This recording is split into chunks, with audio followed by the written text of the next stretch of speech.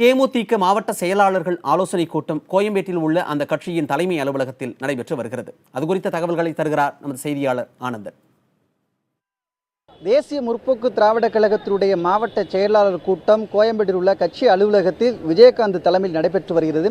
இந்த கூட்டத்தில் 59 மாவட்ட செயலாளர்களும் புதிதாக நியமிக்கப்பட்டிருக்கக்கூடிய உள்ளாட்சி தேர்தலுக்காக பணி செய்வதற்காக புதிதாக நியமிக்கப்பட்டிருக்கக்கூடிய 38 மாவட்ட பொறுப்பாளர்களும் இந்த கூட்டத்தில் பங்கேற்றிருக்கின்றனர்.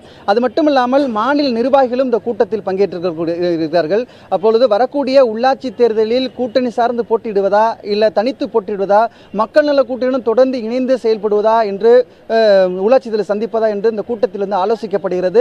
இந்த கூட்டத்தின் முடிவுப்படியே வரக்கூடிய உள்ளாட்சி தேர்தலை சந்திக்க இருக்கின்றன. கடந்த காலங்களில், அதாவது கடந்த முறை சட்டமன்ற தேர்தலில் மாவட்ட செயலாளர்கள் பிரதானமாக திமுகவுடன் கூட்டணி வைக்க வேண்டும் என வலியுறுத்தினர். அதற்கு மாறாக மக்கள் நல கூட்டணியுடன் கூட்டணி வைத்தது. அது மிகப்பெரிய தோல்வியை சந்தித்தது. அதுபோன்ற சூழல் வராமல் தடுப்பதற்காக பிரதானமாக தற்போது மாவட்ட செயலாளர்கள் மாவட்ட பொறுப்பாளர்கள் கலந்து ஆலோசனை செய்யப்பட்டு வருகின்றனர். இந்த ஆலோசனை முடிவுப்படியே உள்ளாட்சி தேர்தலை தேசிய முற்போக்கு திராவிட சந்திக்க இருக்கிறது. புதிய தலைமுறைக்காக ஒளிப்பதிவாளர் செந்தில்குமரியுடன் செய்தியாளர் ஆனந்தன்.